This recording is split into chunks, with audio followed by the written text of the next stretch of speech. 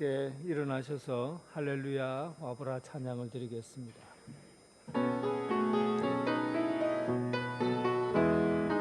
할렐루야 할렐루야 할렐루야 와서 하나님께서 행하신 것을 보라. 할렐루야 할렐루야 할렐루야.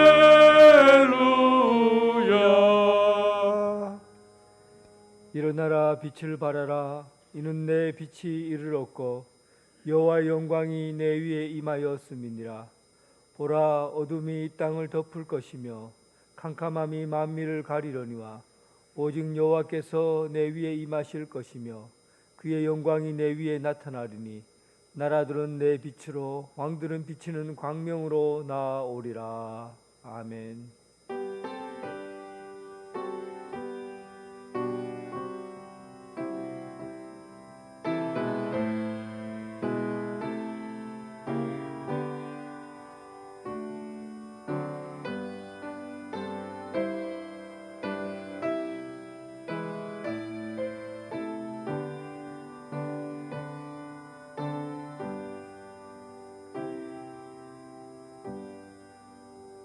어두운 세상에 빛으로 오신 주님, 주연절 아침에 온 성도들이 지금 있는 자리에서 예배합니다.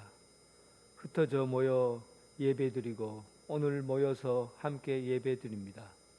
성령 충만한 은혜 가운데 거하게 하옵시고 캄캄하고 어두운 터널을 지나 진리의 빛 가운데 임하게 하여 주옵소서. 모든 만물을 새롭게 하시는 성삼위 하나님께 영광과 찬양과 존귀를 드립니다. 크게 외치며 찬양하며 경배합니다. 새 일을 시작해 하시고 이루시는 예수 그리스도의 이름으로 기원하옵나이다. 아멘.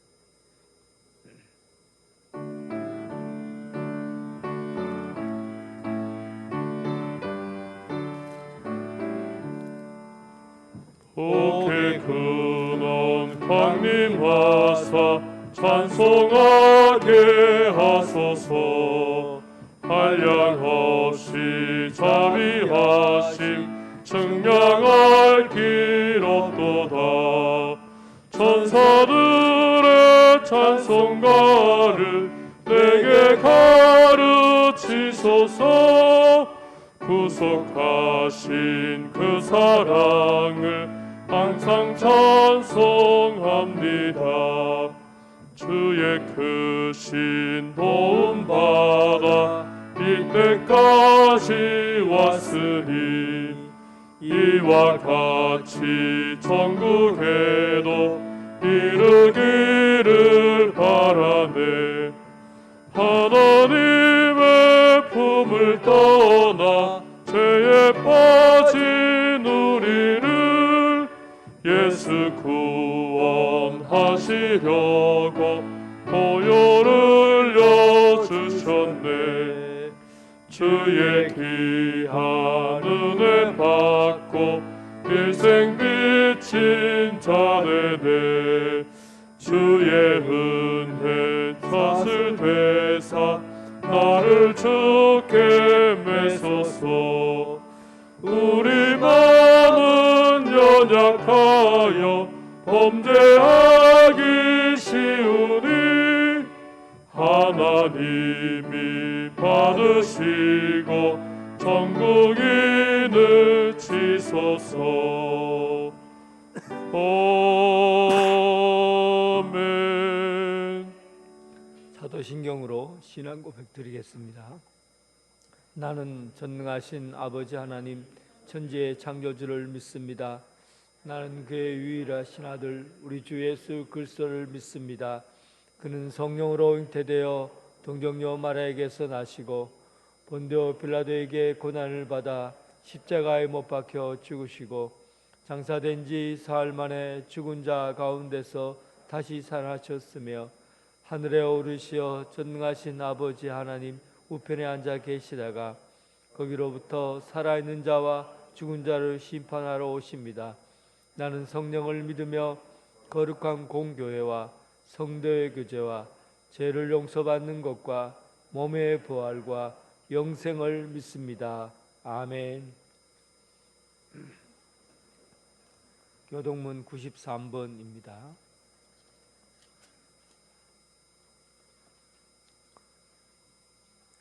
주께서 옛적에 땅에 기초를 놓으셨사오며 하늘도 주의 손으로 지으신 바니이다.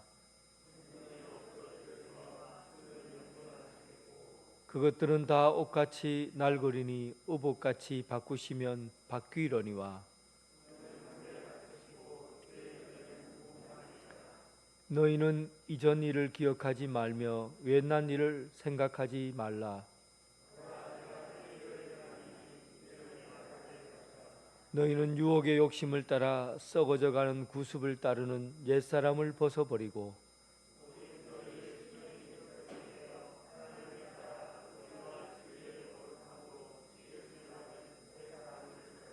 그런즉 누구든지 그리스도 안에 있으면 새로운 피조물이라. 새 계명을 너희에게 주노니 서로 사랑하라. 내가 너희를 사랑한 것 같이 너희도 서로 사랑하라. 아멘.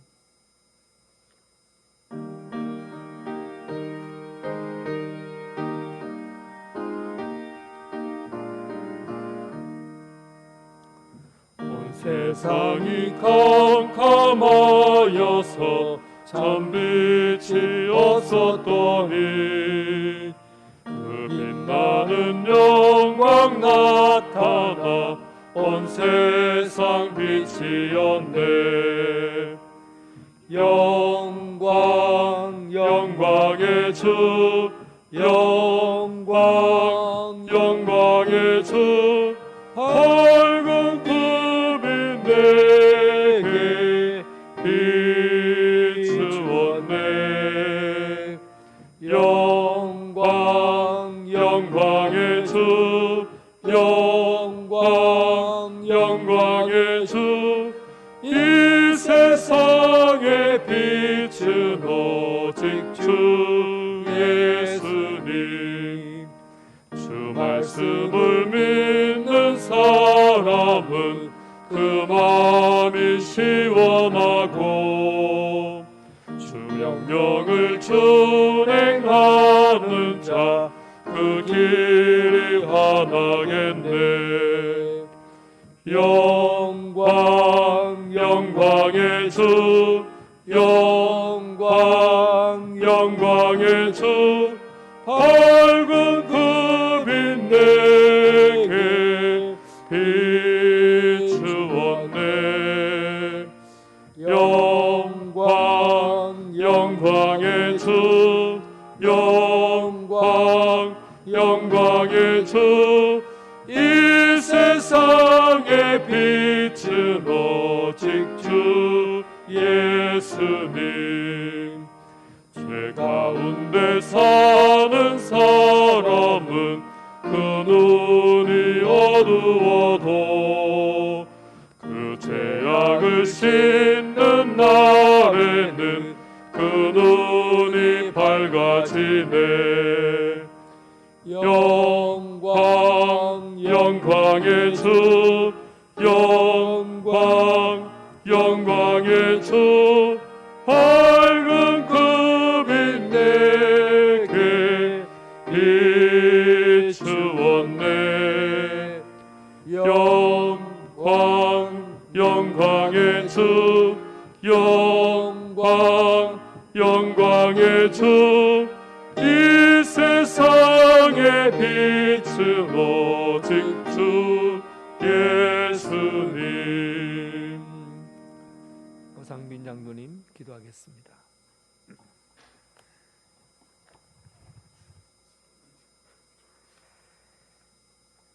천지 만물을 창조하시고 우리의 생사복을 주관하시는 전능하신 하나님, 독생자 예수 그리스도를 십자가 희생의 제물로 내어주시기까지 우리를 사랑하사 죄에서 구원하여 주시고 하나님의 백성으로 살아가게 하심을 감사드리며 찬양과 영광을 올려드립니다. 하나님의 택하심을 입은 믿음의 백성들이 하나님께서 허락하신 새해를 맞아 감사와 기쁨으로 신년 예배를 하나님께 올려드리오니 우리 예배를 기쁘게 받아 주시옵소서. 하나님, 지난 한 해를 돌이켜보면 하나님께서 세우신 교회를 위해서, 맡겨진 주의 일을 위해서, 또 사랑하는 성도들을 위해서 최선을 다하여 섬기지 못한 부끄러움 뿐입니다. 하나님, 우리를 긍휼히 여겨주셔서 새해는 온 마음과 정성을 다해 하나님 나라와 몸된 교회를 위해서 헌신하며 찬양하며 믿음의 백성들을 위해서 서로 중보기도 하는 충성된 일꾼으로 인도하여 주셔서 하나님이 기뻐하시는 교회로 세워가게 하옵소서. 하나님, 우리에게 2022년 새해를 허락하여 주심을 감사드립니다. 120년 전에 언양제일교회를 세우신 하나님의 뜻이 그 시대에 맞게 성장하도록 든든히 세워지게 하셨음을 감사드립니다. 우리 세대에게 주어진 사명을 펼쳐가도록 우리에게 믿음과 지혜와 능력을 허락하여 주셔서 120주년의 열매를 아름답게 맺도록 인도하여 주시옵소서. 하나님, 한 해 동안 몸된 교회를 섬기도록 직분을 주심을 감사드립니다. 맡겨진 일들을 감당할 때마다 감사와 찬양과 기쁨이 넘치게 하셔서 선한 성령의 열매들이 주렁주렁 열리게 하시고 모든 삶에서 항상 기뻐하고 범사에 감사하고 쉬지 말고 기도하는 복된 삶을 누리는 교회가 되게 하옵소서. 하나님 나라를 위해서 충성된 삶으로 나아갈 때 우리 영혼이 잘됨 같이 범사에 잘되고 강건한 삶을 누리게 하옵소서. 새해 소망을 담은 기도 제목들이 하나님 뜻 안에서 형통하게 하셔서 믿음의 권속들의 가정마다 평강과 희락과 감사가 넘치게 하시고 우리에게 살아 역사하시고 도우시는 하나님의 은혜를 찬양하고 찬양하는 복된 가정이 되게 하옵소서. 하나님, 우리 곁에 육신의 아픔을 겪고 있는 분, 수술을 앞두고 있는 분, 어려움을 겪고 있는 믿음의 권속들에게 하나님 함께 하셔서 건강하고 형통하고 평강을 누리게 하옵소서. 하나님, 교회 학교를 지켜주셔서 어린 생명들이 하나님의 말씀으로 양육되어지게 하시고 세상에서 구별되는 빛된 하나님의 자녀로 세워주시옵소서. 이를 위하여 기도하며 섬기시는 교육자와 교사분들에게 성령 충만함을 주시고 감사와 기쁨이 넘치게 하옵소서.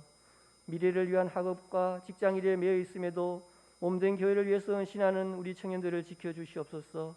말씀과 기도로 무장하여서 이 세상을 넉넉히 이기며 살아갈 길을 열어주시고 믿음의 배필을 허락하셔서 아름다운 가정을 이루게 하옵소서. 우리 교회 주신 선교의 사명을 온전히 이루도록 선교사님들과 선교지를 위해서 늘 기도하고 후원하는 능력을 주시옵소서. 특별히 필리핀의 간단키아 나바고 교회가 그 지역을 섬기며 든든히 세워가도록 지켜주시옵소서. 하나님, 올해는 이 나라를 세워갈 대통령과 지방 일꾼들을 세우는 선거가 있습니다. 하나님은 중심을 보시오니 하나님 보시기에 합당한 자를 대통령과 일꾼들로 세워지게 하셔서 정치 경제가 안정되고 국민들이 행복한 나라로 세워지게 하옵소서. 이를 위해서 믿음의 백성들이 나라와 민족을 위해서 더욱 기도에 힘쓰게 하옵소서. 하나님, 세우신 목사님께 성령 충만케 하셔서 선포하시는 말씀을 통하여 새해를 맞이하는 우리에게 큰 힘이 되고 승리하는 삶의 한 해가 되는 영의 양식이 되게 하옵소서. 찬양단의 찬양을 기쁘게 받으시고 우리 심령에도 하나님을 향한 찬양이 넘치게 하옵소서. 예배를 위하여 여러 모양으로 헌신하시는 모든 분들에게 기쁨이 넘치게 하옵소서. 모든 말씀 거룩하신 예수님의 이름으로 기도드립니다. 아멘.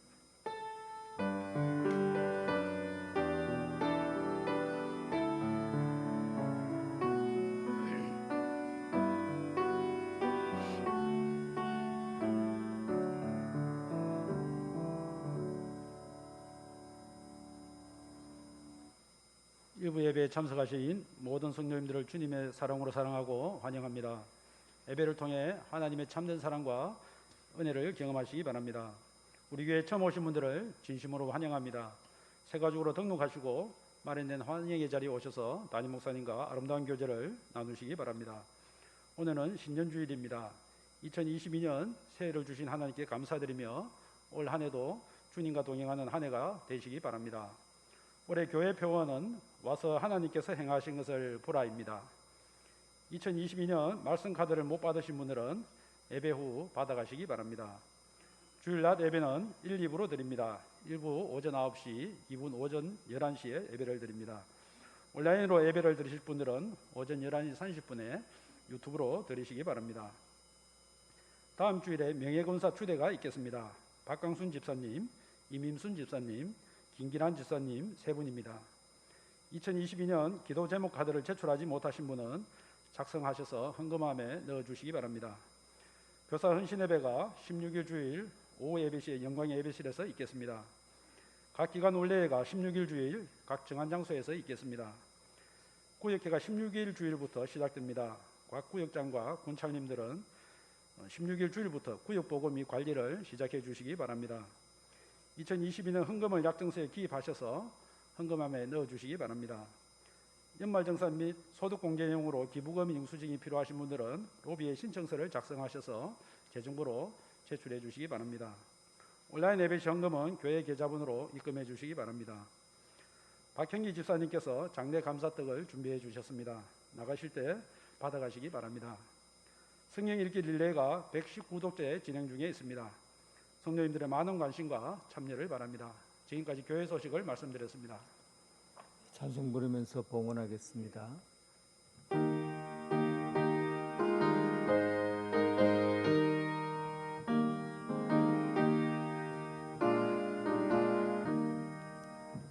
내게 있는 귀한 것을 주님 앞에 다 바쳐도 주님 주신 큰 사랑엔 부족할 것뿐입니다. 구원하신 나의 주님 크신 은혜 생각하며 주께 힘써 바치겠네.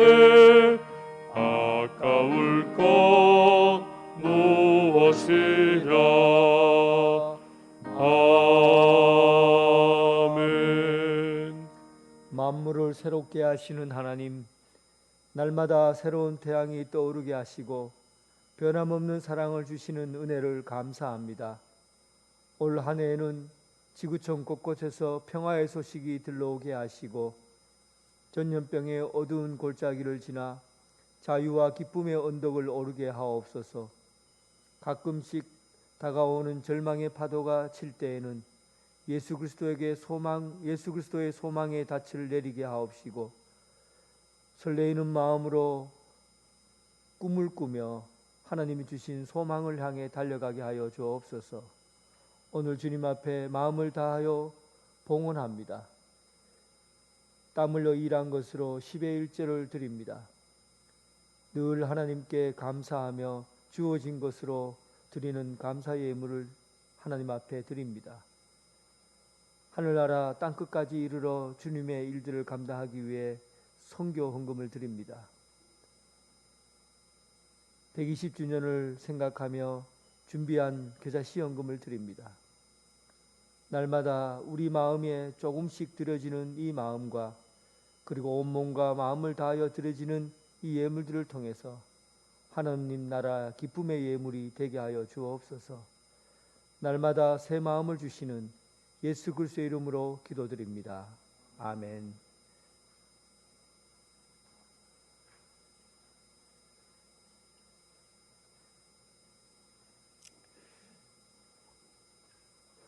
오늘 하나님께서 주시는 말씀은 아가서 8장 6절에서 7절까지 말씀, 그리고 계시록 2장 4절에 있는 말씀입니다.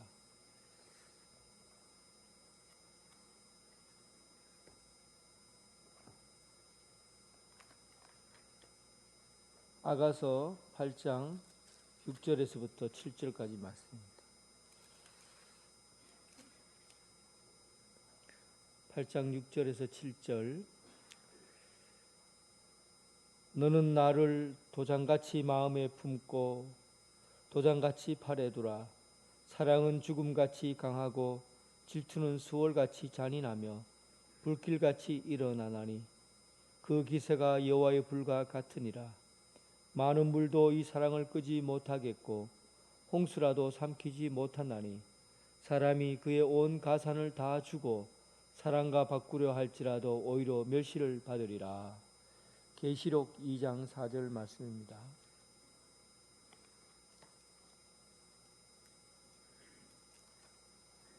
요한계시록 2장 4절 말씀. 그러나 너를 책망할 것이 있나니 너의 처음 사랑을 버렸느니라. 아멘.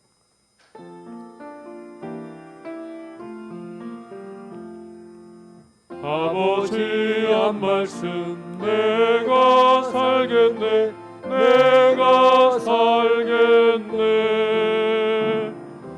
아멘 아멘 아멘 아멘 아멘.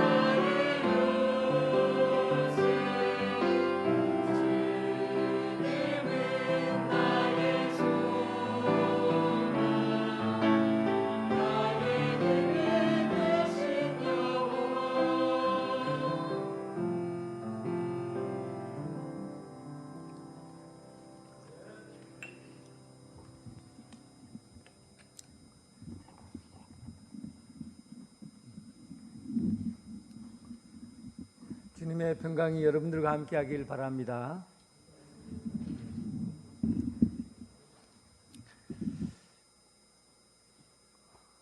여러분들은 첫사랑을 기억하고 있습니까? 저희 때는 편지를 쓸 때 손으로 손편지를 많이 썼습니다. 고등학교 2학년쯤 어느 겨울날이었는데 그때 눈이 한참 왔습니다. 마당에 눈이 소복이 쌓여 있었고 그리고 빨간 우체통이 거기 덩그러니 있었는데 그날따라 편지 한 통이 저희 집으로 날아온 겁니다. 빨간 우체통에 눈이 내린 날 편지가 와서 그리고 얇은 옷을 입고 나가서 편지를 꺼내어 손에 들게 됐는데 그 편지 안에 내용을 뜯어보니까 꽃편지예요. 그리고 거기에 앞에 제 고등학교 2학년 때였는데 고등학교 1학년 어떤 한 소녀 교회 동생이 나에게 편지를 쓴 겁니다. 사랑하는 오빠에게. 저는 그 한자를 보고 가슴이 녹아지더라고요. 그리고 심장이 얼마나 뛰는지 잡아도 심장이 뛰었어요. 옷을 얇게 입었는데 뜨거웠어요. 뜨겁고 가슴이 뛰고 울렁울렁거리기도 하고 저는 그 첫사랑의 그 첫 편지를 잊을 수가 없어요. 근데 우리 집사람이 아니에요. 그 편지가 얼마나 가슴을 울렁거리고 뛰게 하는지 집에 와서 머물고 있다가 또 나중에 며칠이 지나고 1년이 지나고 2년이 지나고 할 때 또 그 편지를 또 뜯어서 봐요. 그러면 그때의 감정을 그대로 느끼더라고요. 몇 년이 지나고 또 편지를 꺼내서 이렇게 보고 있으면 그냥 가슴이 녹아지고 가슴이 두근두근거리고 그런 마음이 그대로 남아있어요. 첫사랑이라는 것이 얼마나 뜨겁게 하고 또 마음을 얼마나 뜨겁게 만드는지 가슴을 얼마나 뛰게 만드는지 잊을 수가 없습니다. 사랑은 심장을 뛰게 해요. 또 사랑은 뜨겁게 하는 거예요. 그러니 여러분, 우리 인생에서 삶을 뜨겁게 해주고 또 심장을 뛰게 하는 것은 그게 무엇이겠습니까? 사랑이에요. 사랑을 한다는 것은 차가운 심장을 뛰게 하는 것이고 가슴을 뜨겁게 하는 것이 사랑입니다. 하나님께서 우리를 만드시고 지으실 때 사랑으로 지으시고 사랑으로 만드시고 사랑으로 세상을 펼쳐나가게 하셨어요. 얼마나 가슴 뛰는 이야기입니까? 얼마나 뜨거운 이야기입니까? 신앙생활에 있어서 이 뜨거움과 그리고 가슴 뛰는 일이 없다면 이 신앙은 살아있는 신앙이 아니라 죽은 신앙입니다. 교회가 살아있는 교회가 아니라 죽은 교회예요. 오늘 계시록에 나타난 에베소 교회, 예수님께서 참 사도 바울이 참 사랑했던 교회, 에베소 교회. 그리고 이 교회에 예수님께서 뭐라고 말씀하시냐면 2장 4절에 그러나 너를 책망할 것이 있나니 처음 사랑, 첫사랑을 버렸기 때문이다. 그래서 내가 너희를 책망하겠다 하시고 예수님이 호되게 야단치신 말씀이 에베소 교회에 있어요. 그런데 그 이유가 뭐냐 하면 뜨거움이 없는 거예요. 사랑이 식어버린 거예요. 가슴이 쿵덕쿵덕 거리질 않는 거예요. 신앙생활을 해도 밍밍한 거예요. 재미없는 거예요. 즐겁지 않는 거예요. 식어버린 거예요. 이런 신앙을 두고 주님께서 내가 책망할 것이 있는데 첫사랑을 버렸다. 에베소는 소아시아에서 가장 큰 도시예요. 항구 도시인데 강을 중심으로 세워진 가이스터 강이라는 그 강을 중심으로 해서 도시가 세워졌어요.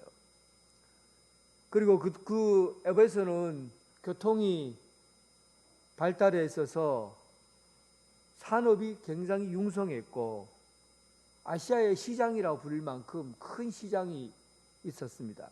사람들이 많이 오고 간다는 뜻이죠. 뿐만 아니라 종교적으로도 아데미 신전이라는 세계에서 가장 큰 신전, 불가사의한 신전이 그 기둥들을 보면 어떻게 이렇게 많은 기둥으로 세울 수 있을까? 그 건물이 어마어마합니다. 물론 지진이 일어나서 지붕이 다 무너져 버렸지만 그 기둥은 고스란히 남아 있어요. 얼마나 거대한 신전이었는지 지금도 그 신전이 복원한다면 아마 불가사의한 존재라고 할 정도로 큰 신전입니다. 그 에베소 신전의 신녀들은 창녀처럼 행동을 했거든요. 남자와 성관계를 가지면서 예배를 드렸어요. 그러니까 얼마나 성적으로 타락한 도시입니까? 이런 가운데 에베소 교회가 세워졌습니다. 이들이 외부적으로 들어오는 환난과 박해를 인내하고 참고 견뎠어요. 그리고 부지런히 교회를 세웠습니다. 참고 견디고 부지런하게 교회를 세웠어요. 또 이단들이 에베소 주변에 늘 산재해 있었고 핍박했기 때문에 교리를 가지고 신앙의 튼튼한 틀을 가지고 이방 세상의 주변에 있는 이방의 그 이단들을 방어하는 일에 힘썼어요. 부지런히 인내하고 참고 견디면서 교회를 세웠습니다. 그런데 예수님께서 그 에베소 교회를 보고 잘했다, 충성된 종아, 그렇게 말씀하실 줄 알았는데 예수님의 반응이 신통치 않는 거예요. 내가 너희에게 꼭 할 말은 해야 되겠는데 이 한 말이 뭐냐? 너희가 첫사랑을 버렸다. 처음에 품었던 사랑이 지금 다 식어서 없어졌다는 겁니다. 사도 바울이 고린도전서를 기록하면서 가장 중심부에 사랑에 대해서 13장에 사랑에 대해서 기록하고 있습니다. 여러 가지 싸움과 은사에 대해서 얘기를 하면서 가장 중심에 고린도전서에서 가장 중심부에 사랑의 은사, 사랑에 대해서 말을 하고 있어요. 1절에서 3절에 보면 13장 1절에서 3절에 보면 너희들이 천사의 말과 방언을 하는 특별한 인사가 있어도 말을 아무리 그럴듯하게 하고 하늘의 언어를 쓴다 그래도 사랑이 없으면 소리나는 꽹과리, 시끄러운 꽹과리와 같다. 예언하는 능력이 있어 하늘의 비밀과 지식을 알고 산을 옮길 만한 큰 믿음이 있어도 여러분 놀랍지 않습니까? 산을 옮길 만한 큰 믿음이 있어도 사랑이 없으면 아무것도 아니다. 그리고 구제하고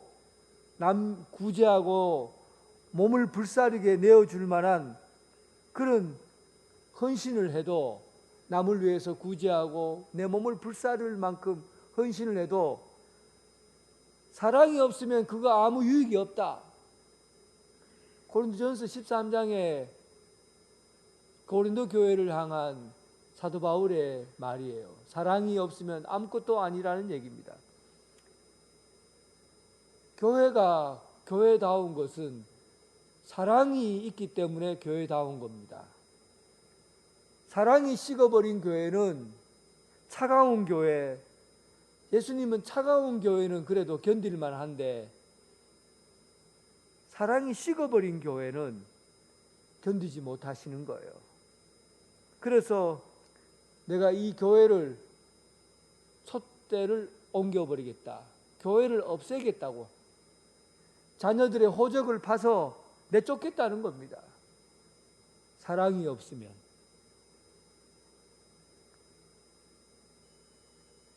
근데 에베소 교회가 왜 이렇게 부지런하게 그리고 열심히 인내하고 참고 세워진 이 교회가 왜 이런 사랑이 없다는 얘기를 듣습니까?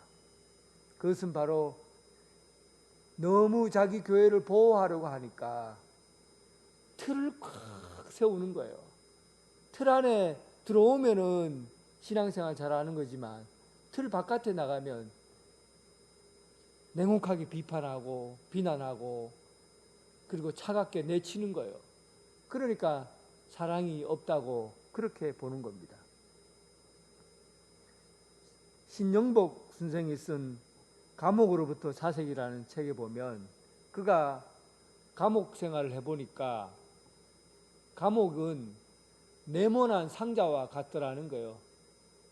전부 다 네모난 것에 갇혀 있어요.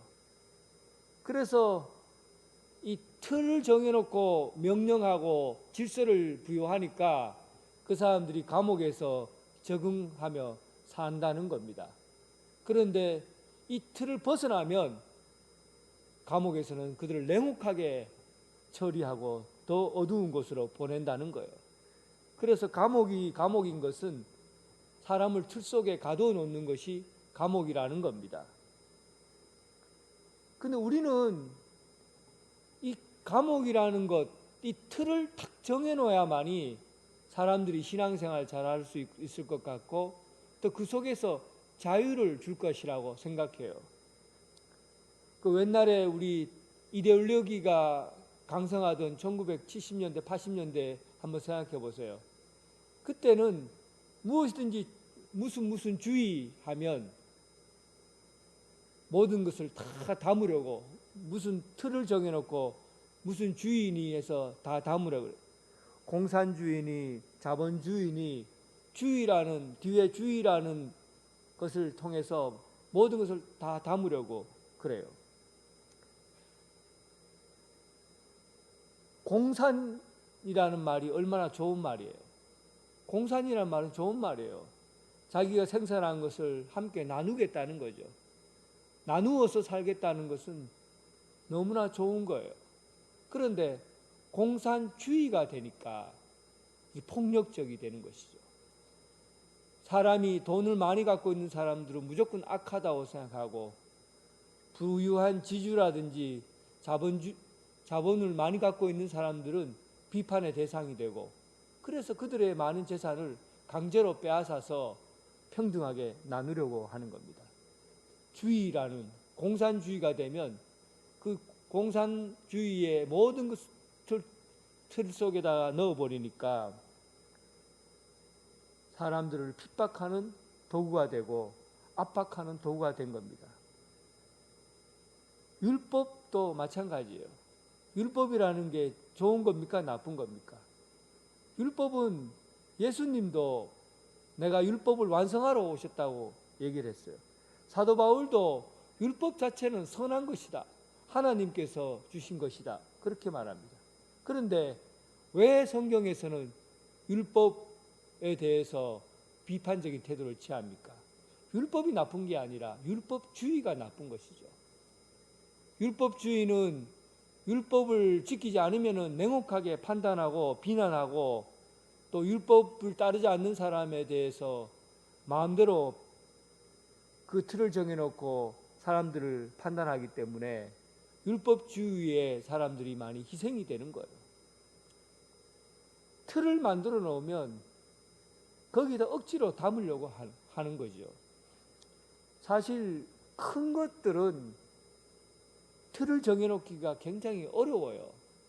예를 들면 사랑이라고 할 때 사랑을 어떻게 무엇이라고 정할 수가 있습니까? 사랑을 무엇이라고 정하면 거기다 딱 맞춰버리려고 하면 맞출 수가 없어요. 너무 큰 것은 틀 속에 집어넣을 수가 없는 거예요. 그런데 여러분, 이 교회가 자기가 가지고 있는 사상의 틀을 딱 정해놓고 그 틀 속에 들어오면은 그 사람이 행복을 누리고 틀 바깥에 나가 있으면 비판의 대상이 되고 하니까 사람을 구별하고 차별하게 되는 것이죠. 전통이라는 게 마찬가지입니다. 우리 교회가 전통이 있는 교회예요. 전통은 좋은 겁니다. 신앙 선배들의 신앙을 본받아서 그 전통을 이어받아 믿음 생활하는 것 참 좋은 신앙이에요. 그런데 전통주의가 되면 사람을 틀 속에 가둬놓으려고 하고 오래된 사람과 새로운 사람들을 판단하게 되고 그리고 사람을 갈라놓게 되고 그런 틀을 정해놓으면 상당히 무서운 도구가 됩니다. 사랑이 식어지게 되는 것이죠. 찬밥은 우리가 먹을 수가 있어요. 데우면 됩니다. 그런데 밥이 식어버리면 그거 못 먹습니다. 사랑이 식어버리면 이거 버려야 돼요.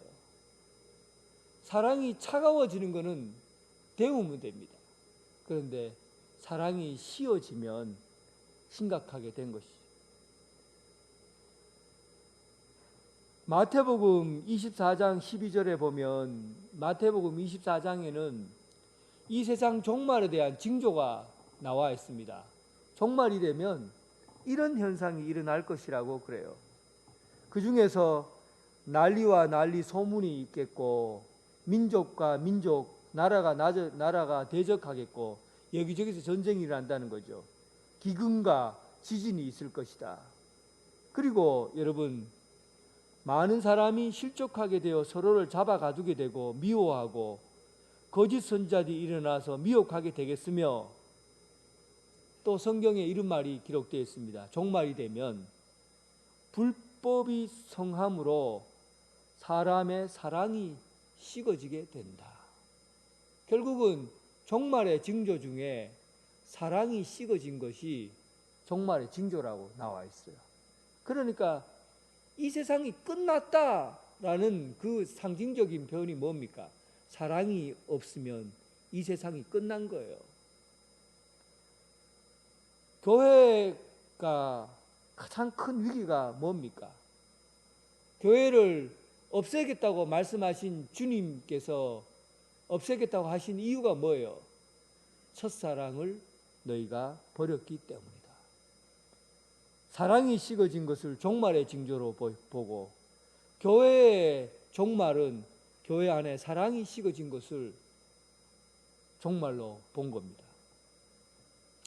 그래서 여러분 우리가 살아있는 교회, 생생한 교회, 그런 신앙으로 살아가기 위해서는 우리의 첫사랑을 회복하는 것이 그만큼 중요합니다.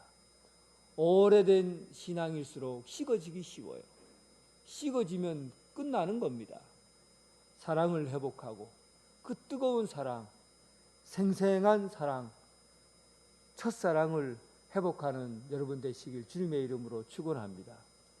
이 사랑에 대해서 본문 말씀 아가서 8장 5절에 보면 이 사랑은 어떻게 해야 되는가 하는 것을 가장 잘 기록하고 있습니다. 아가서는 세상의 사랑이라는 것을 가장 아름답게 표현한 것을 아가서라고 그래요. 오늘 본문 말씀 보면 그 사랑에 대해서 이렇게 표현합니다. 너는 나를 도장같이 마음에 품고 도장같이 팔에 두라. 고대에는 이 아가서를 쓸 당시에 그 시대에는 도장이라는 것은 사람의 정체성을 나타내는 가장 중요한 도구였어요. 자기 자신을 보증하는 것이 도장입니다. 오늘날도 도장을 찍는다 할 때 내가 그 도장을 딱 찍음으로 인해서 집을 결제하고 또 부동산을 결제할 수도 있고 또 무슨 공문서에 그 자기 왕의 인장을 딱 찍으면 왕이 가지 않더라도 왕이 와서 행사하는 것처럼 그렇게 하잖아요. 그리고 도장은 그 사람의 정체성을 나타내는 중요한 겁니다. 그래서 도장을 갖고 있다는 것으로 많은 것을 결정해야 되기 때문에 그것이 너무 소중해서 그것을 손에 묶어서 다니기도 하고 또 목에다가 도장을 딱 걸고 다니게 하고 또 반지에다가 도장을 만들어서 가기도 하고 온몸에 딱 붙여서 다녔어요. 그러니까 오늘 본문에 말하는 이 아가서에서 사랑이라는 것은 도장과 같은 거예요. 나 자신이 가장 소중하다 여기는 것을 몸에 지니잖아요. 가장 소중하게 생각하는 것을 내 몸 가까이에 두잖아요. 이것을 사랑이라고 표현한 겁니다. 사랑은 가장 소중한 것을 내 가까이에 두려는 마음이에요. 여러분들이 누군가를 사랑한다고 한다면 그러면 내 마음에 나에 대한 가치가 바뀌는 겁니다. 내 자신이 소중한 만큼 당신도 내게 가장 소중한 사람이라는 그런 가치가 바뀌어지는 것이죠. 그래야 사랑에 대한 생각을 정리할 수가 있습니다. 내가 얼마나 소중한 사람인지 알아야 도장같이 내 마음에 품을 수 있잖아요. 여러분들이 얼마나 소중한 사람입니까? 여러분들만큼 내 자신만큼 소중한 것이 없어요. 내 손톱에 가시가 딱 박혀요. 얼마나 아픕니까? 그런데 아프리카에서 아이들이 굶어 죽어가고 있어요. 얼마나 아파요. 그런데 그 아픔의 크기를 생각해 보면 아프리카에서 배고파서 죽어가는 아이의 고통과 내 손톱 밑에 가시의 고통을 비교해 보면 어느 것이 더 고통스럽습니까? 아프리카에서 굶어 죽어가는 아이보다도 내 손톱 밑에 박힌 가시가 더 아픈 겁니다. 왜냐하면 이 세상에서 가장 소중하게 생각하는 것이 나 자신이기 때문에 그래요. 사람은 나만큼, 나 자신만큼 소중하게 여기는 것은 없어요. 그런데 사랑을 하게 되면 시선이 바뀌는 겁니다. 나 자신만큼, 너도 나 자신만큼 소중하다는 거예요. 이 생각이 바뀌어지는 거예요. 도장같이 내 마음에 품는다는 것은 상대방을 내 자신의 소중한 만큼 소중하게 여겨지는 것이죠. 그래서 이 마음이 바뀌어져야 가슴이 뜨거워지고 마음이 열정이 생기게 됩니다. 상대방을 볼 때 당신은 내게 소중한 사람이라고 여기지지 않으면 사람을 사랑할 수가 없는 겁니다. 초대교회 에베소 교회가 처음 사랑을 버렸다고 할 때, 처음에 우리 성도들끼리 모였을 때는 예수 그리스도의 피로서 모두 한 가족이 되고 한 형제가 된 거예요. 그러니까 볼 때마다 형님 같고 누나 같고 동생 같고 이런 사람으로 만난 거예요. 그러니까 사랑 안 할 수가 없잖아요. 내 몸과 같은 사람들이 이 자리에 와 있는데 어떻게 소중하게 여기지 않을 수가 있어요. 이런 소중함이 시간이 지날수록 사람이 점점점 남이 되어 가는 겁니다. 성도들이 내 몸 같지 않고 남이 되어 가는 거예요. 소중하게 여기지지 않는 거예요. 그러니까 사랑이 식어져 버린 겁니다. 여러분, 옆에 있는 성도들이 소중해집니까? 소중한 마음이 듭니까? 아니면 옆에 있는 성도들이 아직도 낯설게 여겨집니까? 내가 정말 교인을, 성도를 사랑하고 있다면, 성도들이 낯설게 여겨지면 그 사람은 내게서 소중한 사람이 아닌 거예요. 사랑이 식어진 거예요. 모든 성도들에게서 낯설음이 없어지고 참 당신은 나에게서 소중한 사람이라고 여겨질 때, 그때 내가 진정 교회를 사랑하고 있다는 증거입니다. 예수님께서 여러분들을 보시고 저를 보시고 뭐라고 말씀하시겠어요? 열심이다, 부지런하다, 참으로 힘써서 신앙생활 했구나 라고 말씀하시겠습니까? 아니면 아직도 낯설게 여겨지는 성도가 있느냐? 내 몸처럼 소중하게 여겨지는 성도가 아니라 아직도 남처럼 여겨지는 이들이 있느냐?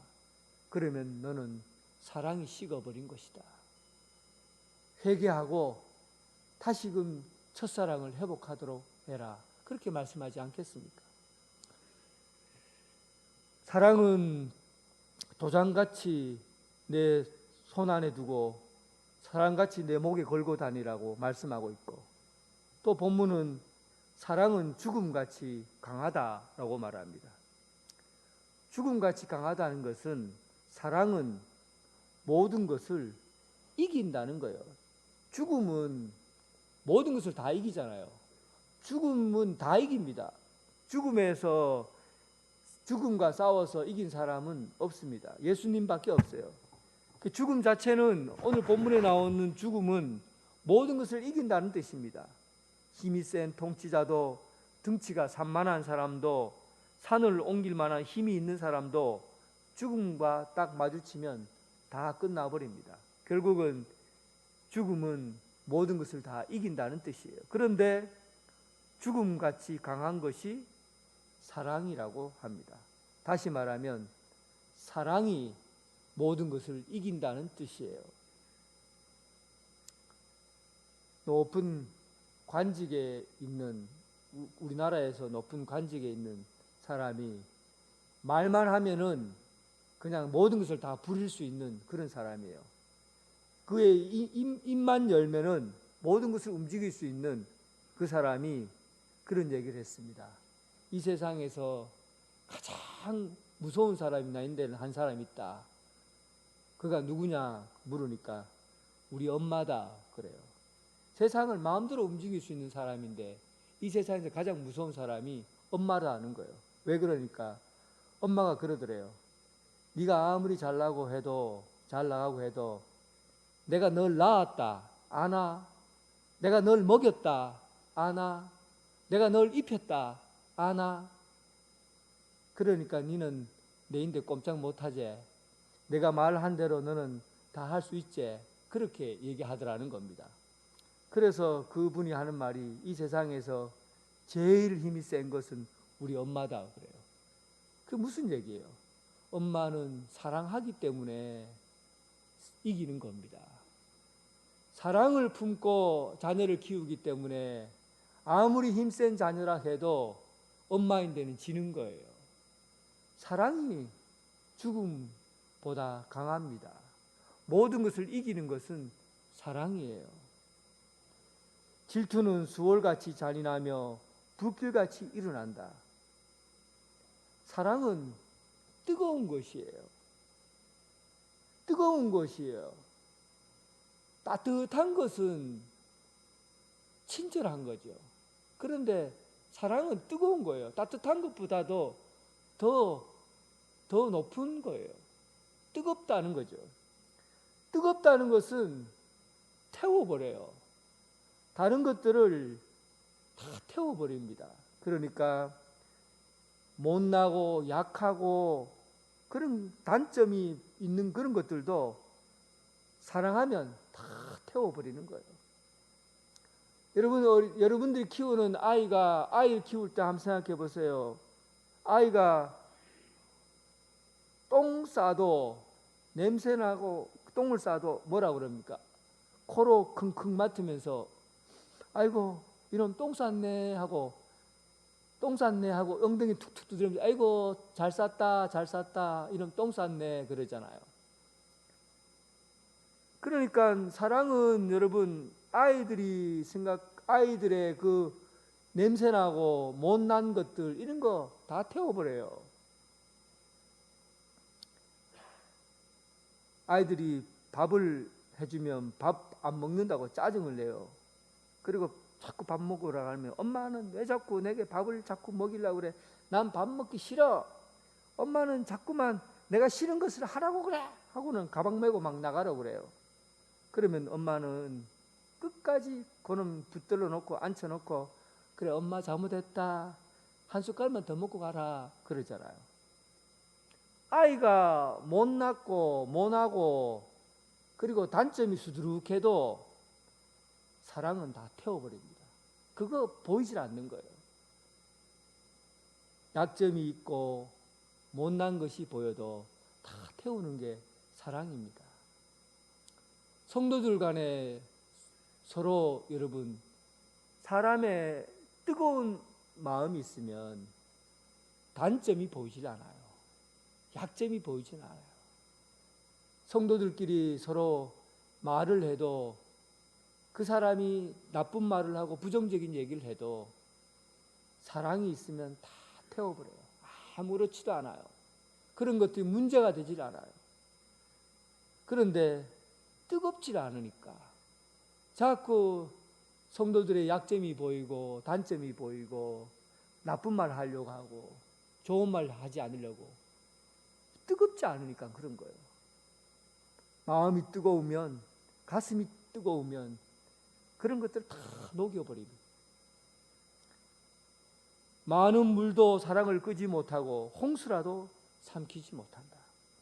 사랑은 많은 물도 사랑을 끄지 못하고 홍수라도 삼키지 못한다. 많은 물, 홍수라는 게 뭐예요? 인생을 살면서 겪는 고생을 의미합니다. 고생.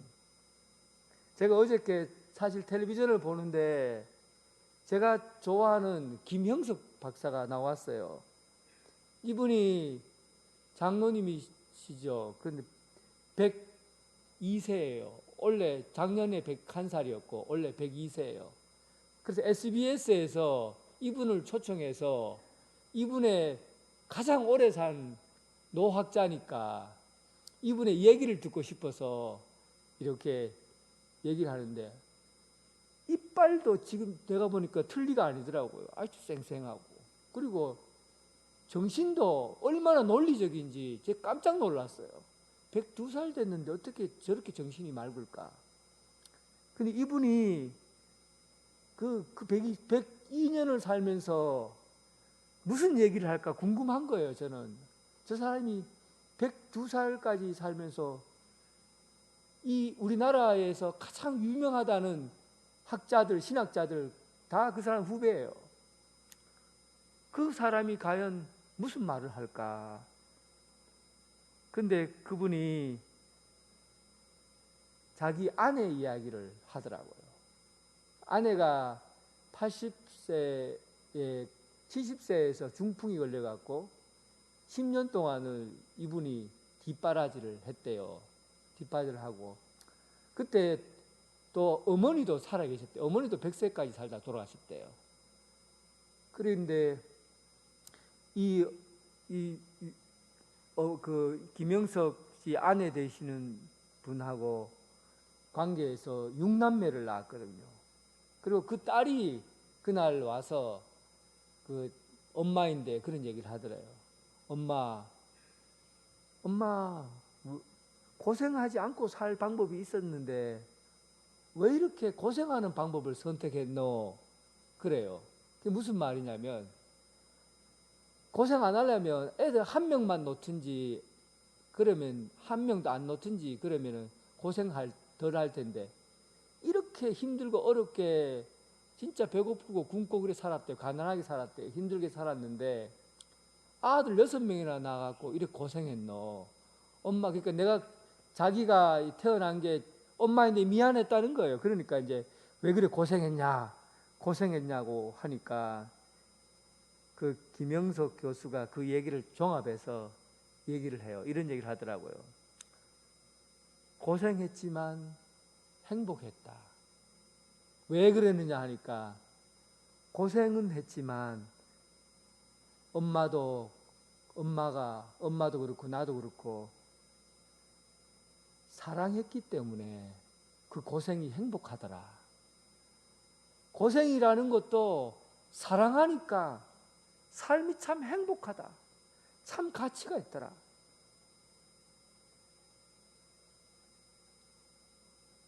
그리고는 이 말을 덧붙이더라고요. 요즘 젊은이들에게 내가 하고 싶은 얘기가 있어요. 고생하려고 안 해요. 고생을 하지 않으려고 한다는 거예요. 결혼도 고생할까봐 결혼 안 하고, 여러 명 넘으면 고생할까봐 아도 안 놓으려고 그러고. 그런데 고생의 의미를 몰라서 그렇다. 사랑하면 그 고생이 얼마나 값진지 많은 홍수라도 많은 물도 끄지 못하고 사랑하면은 그 고생이 얼마나 우리를 가치 있게 하고 행복하게 하는지 모른다. 인생의 참 의미는 사랑하며 사는 것이다. 그래요. 사랑하는 성도 여러분, 교회가 사는 것은 성경 공부를 많이 하고 전도 많이 하고 세상 가운데 이단을 척결하고 그래서 교회가 든든하게 세워지는 것, 이거 물론 훌륭한 일이지만 아무리 큰 일을 해도 사랑이 없는 교회는 생명력이 없는 교회, 그리고 예수님이 싫어하는 교회, 예수님이 쫓아버리겠다고 말씀하시는 교회입니다. 우리 인생을 가치 있게 살고 우리 교회가 교회답고 또 주님이 원하시는 가장 아름다운 교회로 세워지기 위해서 사랑하며 살아가야 합니다. 120주년이 되는 올해 뜨겁게 사랑하며 120주년을 보낼 수 있는 성도 여러분 되시길 주님의 이름으로 축원합니다. 하나님 아버지, 참으로 사랑하는 교회, 주님께서 우리를 사랑하시기 위해서 자기 몸을 버려 사랑하신 것처럼 오늘 여기에 함께한 성도들이 내 몸같이 사랑하고 그러므로 교회를 세워가게 하여 주옵소서. 조금 부족하고 조금 못나고 그래도 사랑으로 뜨겁게 사랑함으로 인해서 함께 주님의 교회를 세워가게 하여 주옵소서. 예수님 이름으로 기도드립니다. 아멘. 다 함께 일어나셔서 주님께 찬양 드리겠습니다.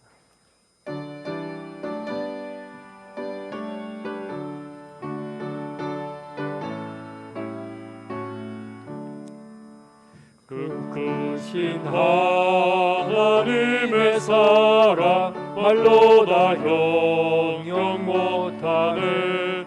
저 높고 높은 별을 넘어 이 낮고 낮은 땅 위에 죄범한 영혼 구하려 그 아들 보내사 화목제물 삼으시고 죄 용서하셨네.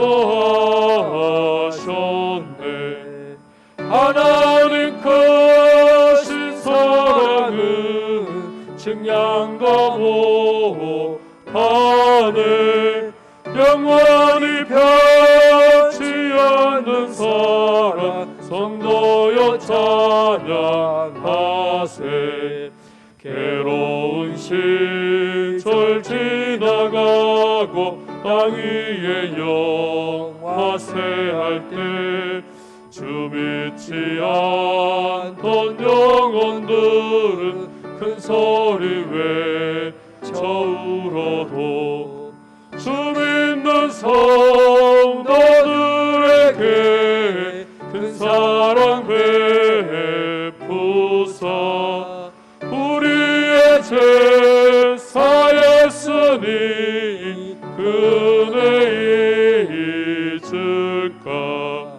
하나님 크신 사랑은 측량도 못하네. 영원히 변치 않는 사랑 성도여 찬양하세. 하늘을 두루마리 삼고 바다를 먹물 삼아도 한없는 하나님의 사랑 방위로 갈 수 없겠네. 하나님의 크신 사랑 그 어찌 닿았을까. 하늘 높이 쌓아도 채우지 못하리. 하나님 크신 사랑은 측량도 못하네. 영원히 변치 않는 사랑 성도여 찬양하세.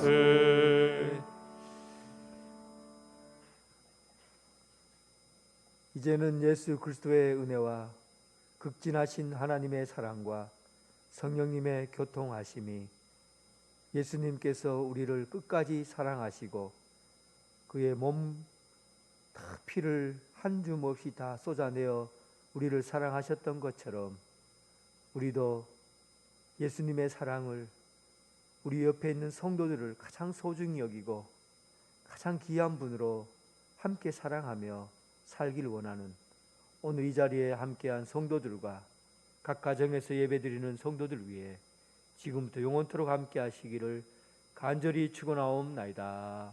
아멘.